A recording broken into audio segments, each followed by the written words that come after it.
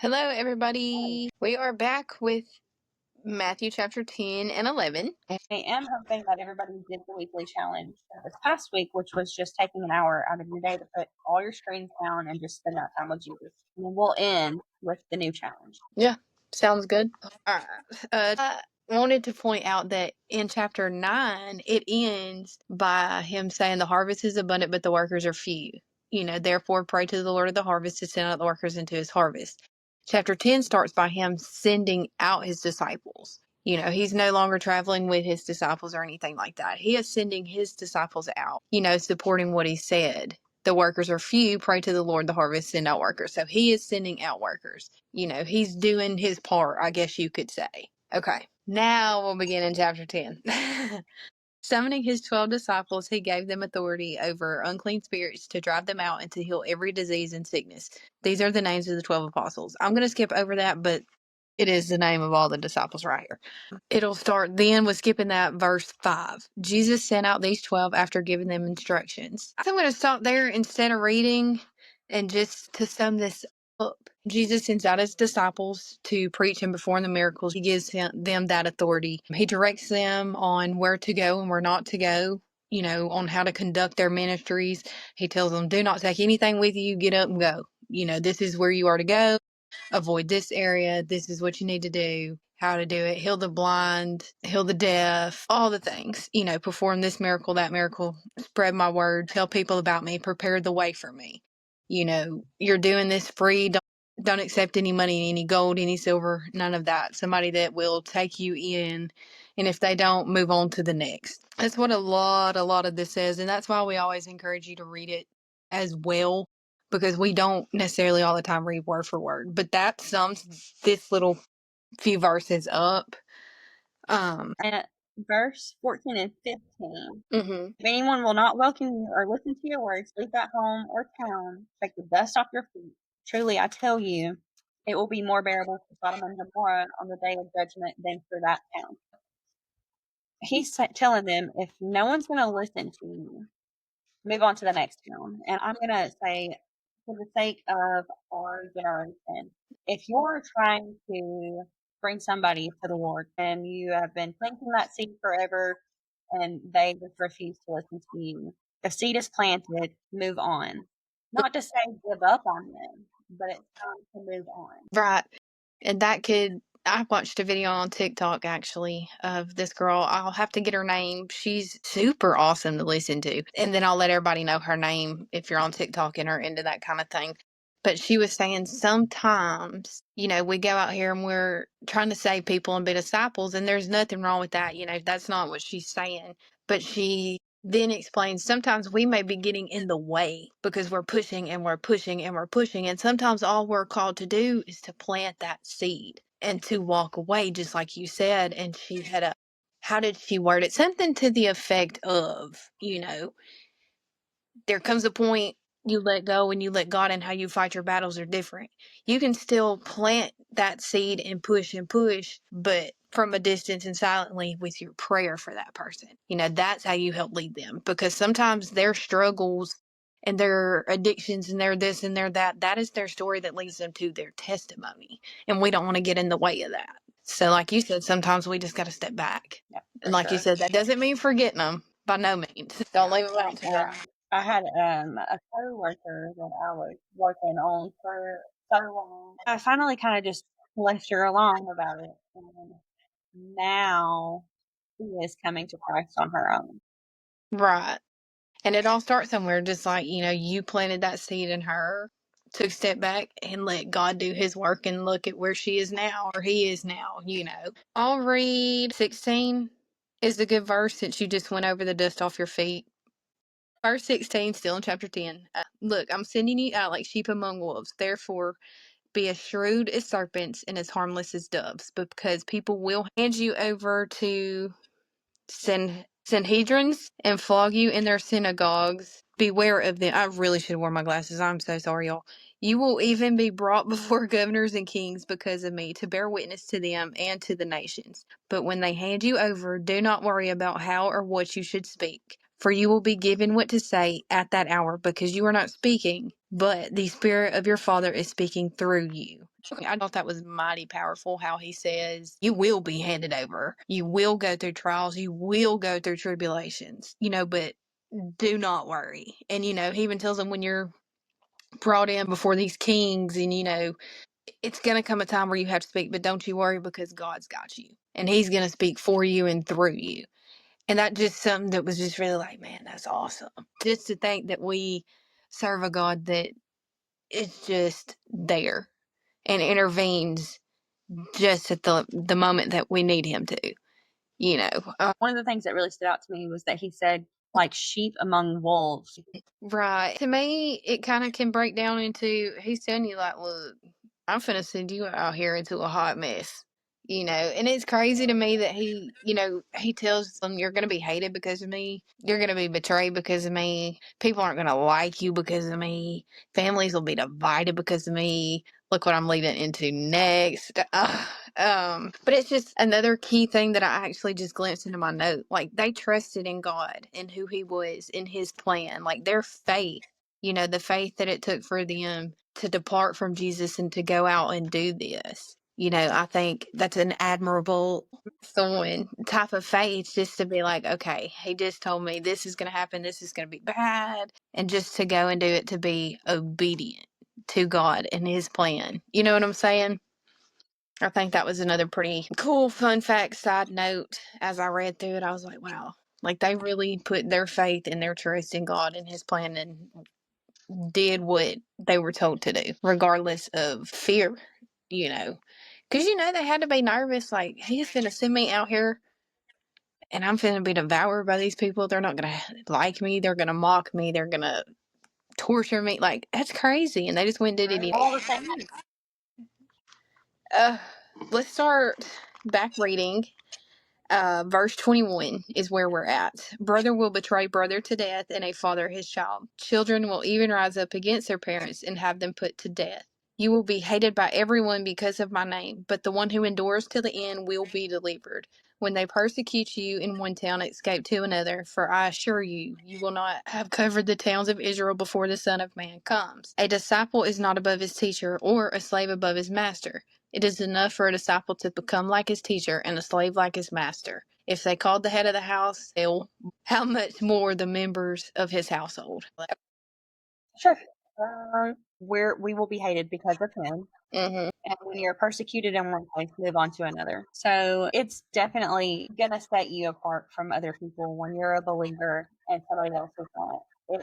There's a reason why people say don't talk about religion, don't talk about politics, because it's going to start issues. And this is why. But let me tell you something. Talk about it anyway. Right, right. Talk about God anyway. Yeah. You never know who's listening. Mm-hmm. Exactly. All right, starting in verse 26, where we left off. Yet not one of them falls to the ground without your father's consent. But even the hairs of your head have all been counted. So don't be afraid, therefore you are worth more than many sparrows.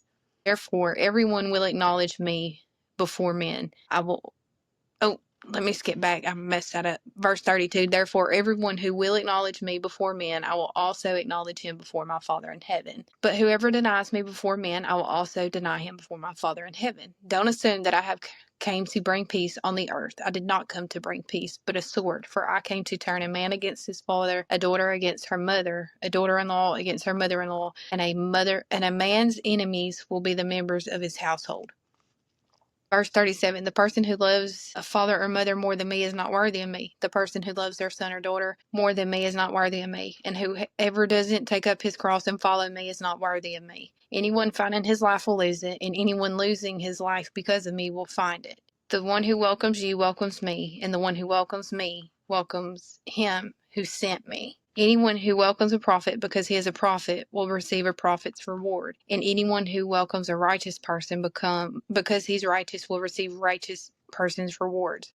And whoever gives just a cup of cold water to one of these little ones because he is a disciple, I assure you he will never lose his reward. That finishes chapter 10. I feel like chapter 10 itself is loaded, but he says it so well that I did not have a lot of notes. But I will say that when he says that man will come against his father, a daughter against mother, he's saying that families are going to be divided because of him. They're not all going to believe the same thing. So they're not all going to make it from to heaven. So they're going to be divided. And I think that's also why it's so important to spread his gospel to our family and to our friends. Like, we want to lead these people to heaven, to Jesus, you know. It looks like in my notes with this section, I started with verse 21. Brother will betray brother to death and rise up against their parents, have them put to death, all that. And then it says, do not fear those who will kill the body, but are not able to kill the soul, rather than fear him who is able to kill both body and soul in hell. Going back to the parents and the families divided, I'll start there because that is something that I have actually seen in my life. My dad had a brother, and if you know me, then you know my dad. And if you know my dad, that is a man of faith, a man of God. That man loves Jesus 110%. Like, he could drop dead right now and be so happy. He told us we better not cry at his funeral because he's with Jesus and he ain't crying, you know. And to have that kind of faith is great, and I love him for that. But he had a brother who bad off, just addiction and just all kinds of things. And my dad tried to sow the seed and sow the seed and sow the seed that it just caused so much conflict. Because you have my dad over here who loved Jesus and was just doing his work in on his brother who didn't necessarily feel that same way. He believed in God. He knew Jesus was the Son of God. He had the genuine understanding and things. He just wasn't strong in his faith. He didn't have a relationship with Christ, you know. And he just lived really, really bad in sin. And my dad finally threw his hands up and was like, I've got to cut this relationship off with you. This isn't good for you. This isn't good for me. This is causing turmoil. This is not God, where God wanted this to lead. And it's crazy to me because it favors your story. He stepped back. He let go and let God. And thank God it all God's timing. Because when I tell you, 360 on his life, out of recovery, baptized, saved, church Sundays, Wednesdays, fully invested in the church, just doing all the things. And he really and truly was a lot for Jesus. Not long after that, he passed away. You know, and I was like, I know he's in heaven now. And that just gave me so much joy. But it just shows, you know, your relationship with Jesus is going to cause you to lose certain relationships. And it's not always permanent. And if it is, I hate to say it, but it's fine. It is what it is. It's okay. It's for the best, you know. Not saying that God brings anything negative. He doesn't want you to have to suffer, but you're going to. You know what I mean? And then the do not fear those who kill the body, but not the soul. This kind of reverts back to the family thing. I'll just read into my notes. There will be divisions, families divided, relationships ruined, people who are out to get you because of Jesus. You know, do not fear man, for man can only hurt your body. You know, God, let go and let God handle it. He can give man their karma, as we would say. They will get their judgment. You know, God will take matters into his own hands and handle this situation. For me, another thing about that, do not fear man, because what's the worst? I hope this doesn't get taken out of context, but what's the worst that man can do to you? They can kill your body on earth, but where are you going to go? I mean, I hate to say it, I don't want nobody coming here and murder me, but if I'm living right, I know I'm going to heaven, and that's just how I go out, you know? And I'm not condoning anything like that, and I'm not saying that's going to happen or speaking, you know what I'm saying?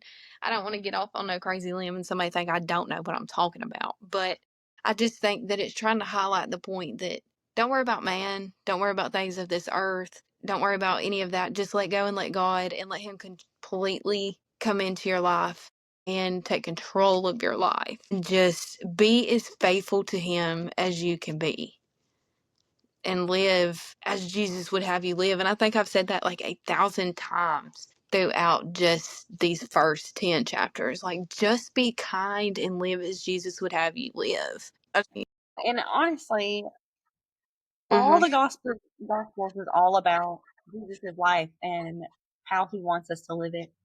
So that's going to be repeated over and over and over throughout us going through the gospel. It's going to be something Yeah. that we're going to say a million times. And then just to touch on what you were just saying about sometimes you have to walk away from a relationship.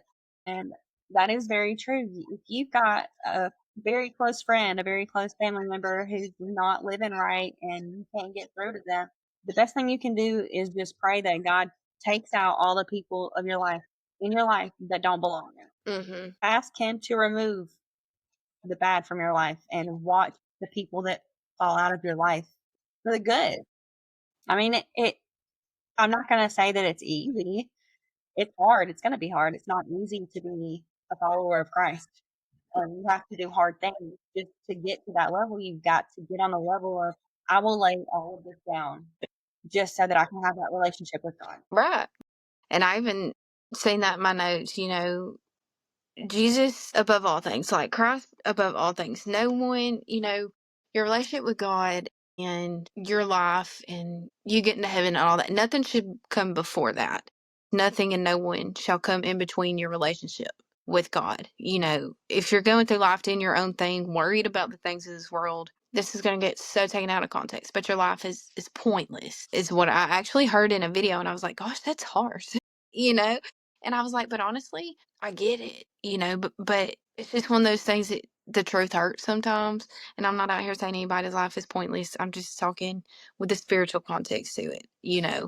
And that kind of highlights that verse when it's like, I thought I had it wrote down somewhere. I do right here. I think it's 28. Whoever doesn't take up their crosses daily and follow me is not worthy of me. When finding his life will lose it. That verse, um, but, if you're out here changing your ways and living as Christ would want you to live and as he would to the best of our human abilities, then if you're out here preparing the way for him, then you're rich in life and you're finding your life through him. Like you're on your way to finding your life in heaven, in eternity with God. I just really struggled with chapter 10 and 11. And I just read it and I read it and I read it. And I was just like, God, I'm going to be honest.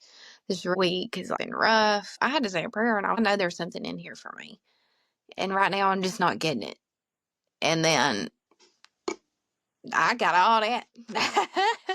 So I don't know. I just feel like it's so good. How do you take notes? Like when he just says it's so good. And I was like, God, I need your help. Just you know, and it's kind of like I just start taking notes and I don't even know what I'm writing until after I'm done. I go back and I'm like, oh, got it. I went back at least 3 times and reread it. Because I Yeah. kept coming back. I'm like, I was missing something. After Jesus finished instructing the 12 disciples, he went on from there to teach and preach in the towns of Galilee. When John, who was in prison, heard of the deeds of the Messiah, he sent his disciples to ask him, "Are you the one to come, or should we expect someone else?" I actually do want to stop there. John the Baptist, the one that came to prepare the way, he came. He knew what he was supposed to do. He came to prepare the way for Jesus. He lived a very specific life, ate specific things, lived a very clean life. But right here, he said, "Are you the one who is to come, or should we wait for someone else?" John is having doubt. So Jesus replied to him and said, "Go back and tell John what you hear and what you see. And that is that people are being healed, raised from the dead. The deaf can hear, the blind can see. Blessed is anyone who does not stumble on account of me." So as John's disciples were leaving, Jesus began to speak to the crowd about John. And he said, what did you go out into the wilderness to see? A reed swayed in the wind? If not, what did you go out to see? A man dressed in fine clothes? No. Those who wear fine clothes are in the king's palace. Then what did you go and see? A prophet? Yes, I tell you, and more than a prophet is the one whom it is written, "I will send my messenger ahead of you, who will prepare the way before you."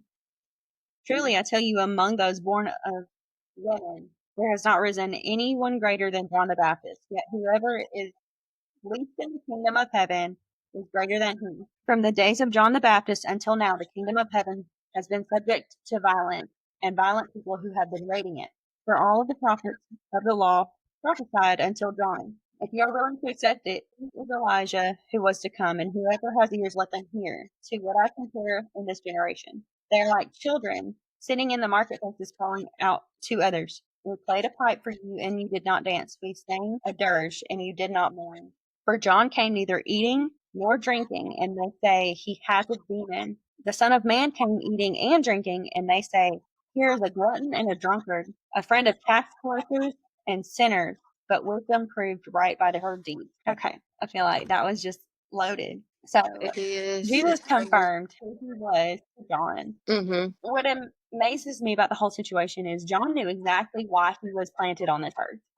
But now he's in jail for telling the Pharisees that they were being immoral. Mm-hmm. He knows why he's on this earth. And then because he's in jail, right?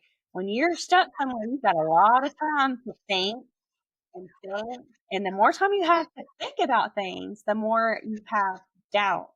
So John's asking these questions: is this really the guy? Is this who I've been waiting for? And I think it's so crazy to point out, like, Jesus didn't scold him for that question of, is it really you? He didn't, how dare you question me? You know what I mean? He was just like, you go and tell John what's been happening out here, and he's gonna know what's up.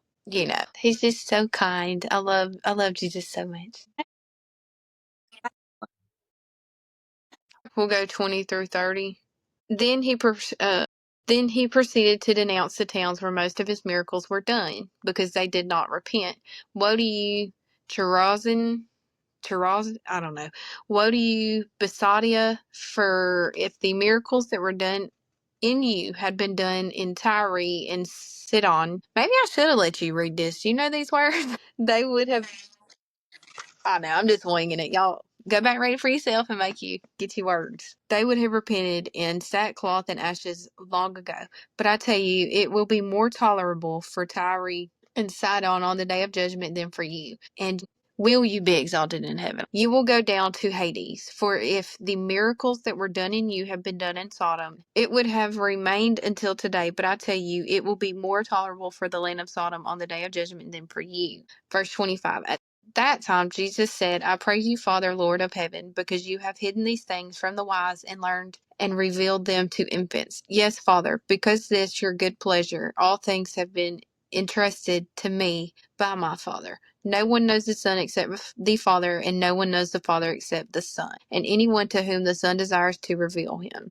Come to me, all who are weary and burdened, and I will give you rest. All of you take up my yoke and learn from me, because I am gentle and humble in heart, and you will find rest for yourselves, for my yoke is easy and my burden is light. That whole section is loaded too. But it really just sums it up. Jesus sent his disciples out and he goes his way. John sends the question, are you who you say, like, is this you? This is the time, Then again, Jesus tells his disciples to go tell John what's been happening. He's going to know. That's his answer right there. So they go back, tell John this message. Jesus goes back to teaching, and he compares his generation to children. And that leads back into before I started reading. And it's just kind of crazy that the section I just read, I've shown you who I am, and I have performed miracles, and you're still only concerned with the things of this world and the judgment from the world. And to me, when he says, like, we played the flute and you did not dance, I've showed you who I am, and I've done these miracles, and you've seen it, and yet you still don't believe, ye of little faith.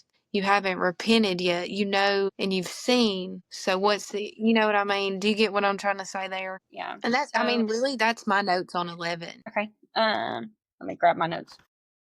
Of So course, 28 and 29. Go ahead. You're good. so for 20 through 24, I do have some notes, and it's really just kind of repeating. But he's saying, "Woe to you," meaning doom to the ones that have seen him and do not repent.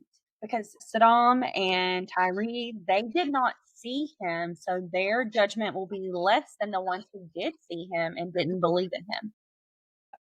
Doom to the lukewarm. He's calling out the people who are lukewarm. Doom to you who are not all in. Pretty much, he's saying, "Follow me, give me your all or nothing, or doom to you." And Exactly. then when he goes into talking about the children, was that 25? Praise to you, Father, Lord in heaven and earth, because you have hidden these things from the wise and learned to reveal them to little children. So he's saying pretty much you have to start with milk.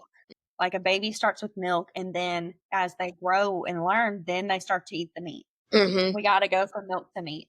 And right now, like, we're in our starting phases of things, and every Christian has to go through that starting phase. And whether you've read this one time or 100 times, repeating the study every single time will help you grow further into your faith and your knowledge about what he's trying to get across to you and to all of us. Okay, so moving on to chapter 11, verse 28. This is a very widely used verse, and it's come to me, all you who are weary and burdened, and I will give you rest. Take my yoke upon you, and you will learn from me, for I am gentle and humble in heart, and you will find rest for your souls. For my yoke is easy and my burden is light. So most people don't even know what a yoke is, and it's something that would be carried on the back of an ox to carry stuff. So what he's saying is that his yoke, his load is light because of his commands are not that long list of commands. He has simple commands.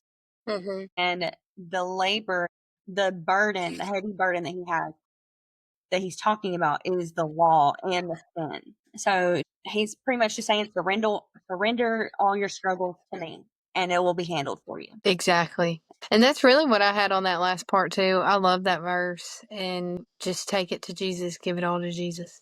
I mean, I think that's a pretty good stopping point. As always, go back and read it for yourself. Weekly challenge. Drum roll. This week's challenge is going to be to just let go of all your worries and give it to God. And that can be like simple things throughout your week and just see how He moves in your life. That's your challenge this week. Learn to let go of little things because you got to start small. You got to start with milk and then move to meat. Start small. Start trying to let go of those little things that hold you up and let God handle it for you. And then keep moving up. Okay, well, that's all for today. And next time we'll pick up in 12 and go from there. All right. See you next time.